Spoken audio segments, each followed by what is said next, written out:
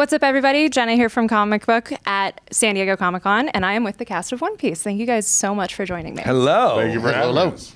So first and foremost, I know this year is a really huge anniversary for the show. What is it like to be here at San Diego Comic-Con and celebrating a big anniversary of this nature? Well, it's my first time here, so one, that's really cool. I've never seen such a spectacle as San Diego Comic-Con.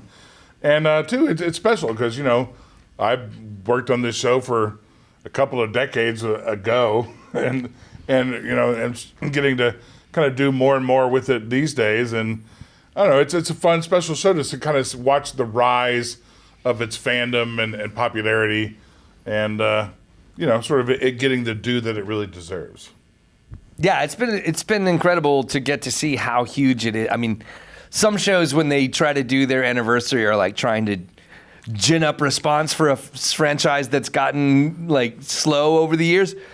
One Piece just keeps growing and growing and growing. It's like it's at its most popular that it's ever been. Like, testament to the fact that like Saturday night in the band show, they're gonna have a giant concert with an orchestra playing music from the show and then showing clips of it. Like, it's huge. Doors it's open massive. at 5 o'clock. Brady Shell. Show starts at 8 o'clock. That's right. We have been briefed. I appreciate the Can you plug. tell? Yes. Yeah, no, but it's like, okay, this is not niche culture anymore. This is mainstream, and everybody knows about One Piece. And you see the costumes across San Diego. You see Luffy's all over the place, and you realize, like, oh, this is not just, you know, when we all started out years and years ago doing the English dub for anime, it was you had to explain to people what anime was. And now everybody knows and everybody's on board. Like, do you draw it? Like, no, that happens in Japan. Anyway, So it's a just watch it. cartoon. No, it's anime. Or Japanime, as we said at the very beginning. Those days are gone. Yeah, we called it Japanimation, and was like, anime what? Oh, you have to call it anime. I'm like, okay, I don't slap my wrist. Manga. Talking about that legacy, Blackbeard as a character has definitely grown and evolved over this time.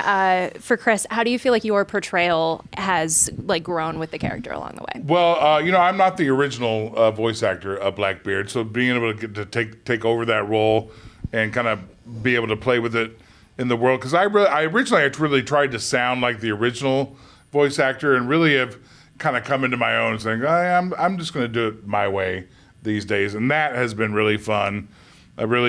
Recently I got to really do some, you know, really kind of take it dark and a little more angry, and that was kind of fun because you get to kind of get those emotions out, so you don't get dark and angry at your kid or something, you know. So it's been really fun. I love that. And for Rob, obviously you mentioned how iconic the show has become. I feel like Doflamingo is like in an iconic tier of his own.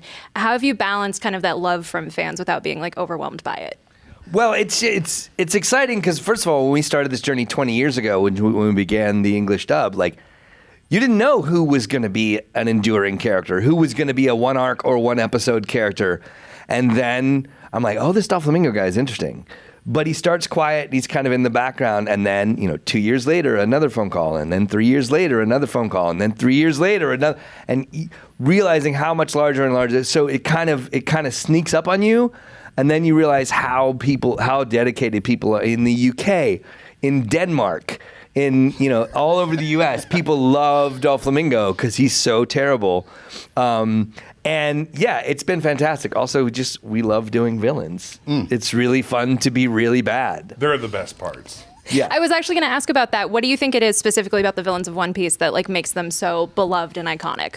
Well, as an actor, you really get to kind of stretch your legs and really play these, you know, awful and evil emotions and sinister things that you don't do in your day-to-day life, because I think we're all pretty decent human beings. Can't probably being the most decent. Definitely he's the nicest person. I think it goes the nicest, and it goes down from there on this line here. Yeah, they did tell us to sit in this order, and I think that was why. But yeah, I mean, you know, to kind of, you know, that way, to do it, you know, get those emotions out. And Especially for a mild-mannered guy like me, as you described me. Yeah, it's like, absolutely. Having been a school teacher, you know, that's the kind of stuff you get out in the teacher's lounge. You don't let out in the classroom, you know. So, yeah, you get to say and do things that if those walls you don't could normally talk. get to. Oh, and sometimes they do. Well, so Kent, since you're so well-intentioned, mild manners, as we just established, it seems like your new character that you're stepping into is something else. So what is it like to be in such a major role in that Something way? else with air quotes. Wow, yeah, because he is something else. He is wacky, zany. He is a human roller coaster of expression and emotion. I told the director, I said, this is mouth Olympics for me to voice this guy. It's so strenuous, and in a way that, as an actor, I'm challenged in a way that I have not yet been. I feel he is everything from every other character that I've voiced, kind of all into one. And he's not a dark guy, but we can get dark. We should actually probably say who it is we're talking about, because this was just announced this is not this Captain weekend Kuro. at San Diego Comic-Con. The Dr. Vegapunk right here has just been announced will be Kent Williams. So lots of this to come. That's who we're talking about. He's here. a doctor? Yeah, he is Dr. Vegapunk. Mm-hmm. Yeah. Lab coat, everything. Okay. And it's a big deal. It's a huge role. I've been meaning to ask you about Don Quixote, Doflamingo. Does he like windmills or something at all? Is that a thing?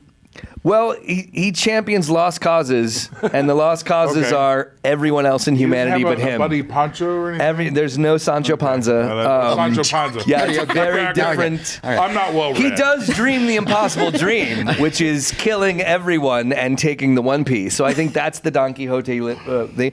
Also, Don Quixote was, dreamed that he was the knight errant and the true hero, True. which we all admit that Doflamingo is the hero of One Piece, right? He's the most heroic, noble sure. character, right? Heroic. I'm not sure that's how that That's goes just down. canon. That's agreed upon, yes? It's I feel like the feather fandom jacket. is going to explode. Yeah, I feel the fans feel that it's Blackbeard, but whatever. We could take a poll. You just wait to see what happens once Dr. Vegapunk comes into play. Yeah, you just don't hold even out know. September 17th. New Crunchyroll. episodes coming September 17th for the dub. We're all going to arm wrestle later to see who the winner is. A three-way? That seems fair. So, No. what would you say has surprised you the most about the experience of working on the show? The Well, just the longevity of the show. Yeah, the longevity. Yeah, and the growth and popularity. Like, there was a time where people were like, oh, you're a One Piece, I don't watch that. And now you're like, oh, I've watched every single episode. And you're like, wow, that has changed. So, Yeah, I'm constantly amazed by the depth and breadth of the fan base. Like the One Piece family is, first of all, super committed, but it is every age, every ethnicity, every background, people come to the table, and I'm like, okay, is the child getting the parent into this? Is the parent getting the child into this? Did you start 20 years ago? And seeing that it is just everybody across the board, and it is the most, diverse and interesting group that love the show, and all for different reasons, because there's so many characters. Everyone can find somebody that they love in the show. Like, whatever you're into, it's in there You can somewhere. relate, yeah. Because there's someone you can 1,000 relate to. episodes for you to go through and find the thing that resonates with you. I love that. And kind of just to wrap things up, you guys mentioned the new episodes. What are you most excited for fans to discover once those episodes are out? Well, to discover and fall in love with this brand new character and this whole new story arc and several characters that coming into play, all the new action and how they might reflect upon the hundreds of episodes in the past and characters that have come on.